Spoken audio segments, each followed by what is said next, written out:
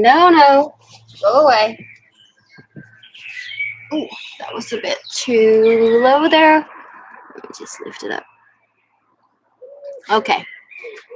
So this is figure 4 pose, an explanation on figure 4 pose, because I use that quite a lot in the yoga practices, and I always give that as an alternative for pigeon prep. And it's not always I want to explain it one more time how to do figure 4 pose. So this is a video for figure 4 pose. No, move away. You have lots of other places to lie down. Okay. So figure 4 pose, you lie on your back. Whereas when you're on pigeon, you're lying with your tummy down and you're lying with the weight on your knees and ankles. And that is not for everyone. So you lie on your back and you have your feet placed on the floor and the knees are pointing straight up. Then you take your right foot on top of your left. Yeah? And then you try to get the knees on top, straight above your hips here. And this may be your limit, right? So that means that you probably need a cushion or a block. And put the foot that's on the floor, put that on a block or a cushion or both. And that's your limit. You know, this is figure 4 pose for many people. Because they can't get their legs closer to the tummy. The hips are just closed off, or it's tight, or, you know, maybe you had hip surgery, or, you know. So this can be closed. And so you just figure out how close you can get your legs to your tummy. Now, if this is your limit, you can take a scarf or a yoga belt and take that around the left back thigh. Yeah. And kind of hold that in. So you slowly get the legs closer towards your chest and your tummy.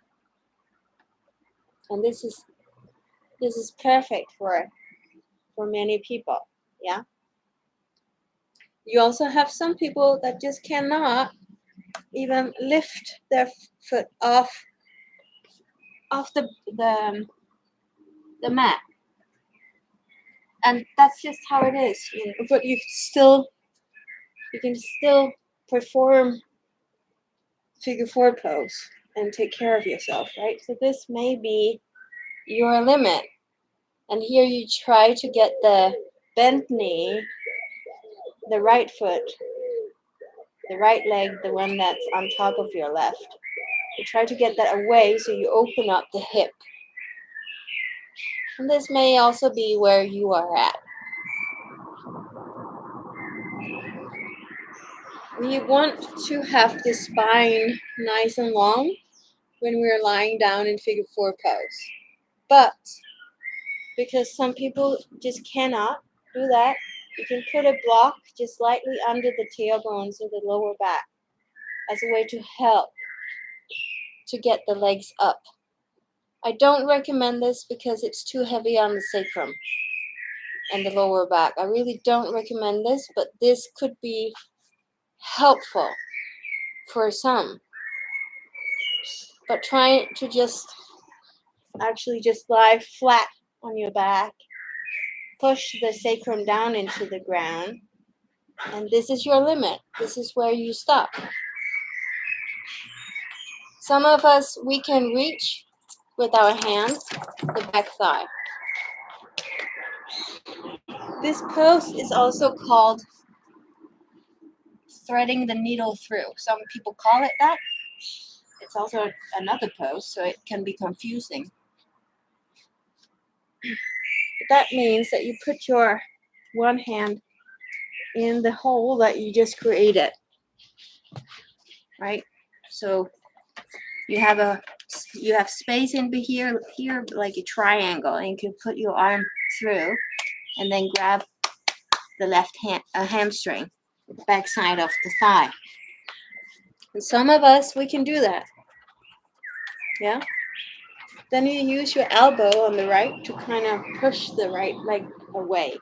You need a little bit of activation, either a lot or a little, in your ankles, so you don't crush the ankle and you don't indirectly hurt the knee. And this goes for both of your feet. So you flex, you engage, and then you do your best to lengthen the spine, lengthen the neck as well, tuck the chin in a little bit, long neck, long sacrum. So some of us can even grab the shin here and really squeeze in. And you can do this sitting as well. So you take your right foot on top of your left. And this is also a very good variation and option. It's perfectly fine to do this. So that looks like, if we change legs, left foot on top of right. So you try to get the left knee out. You engage both of your feet. They're strong, engaged, they're not collapsing or twisting. And you lift up and again try to elongate the spine. Right, lengthen the spine. So seated is fine too. And then you can roll back down and go as deep as you can today. I hope this was helpful.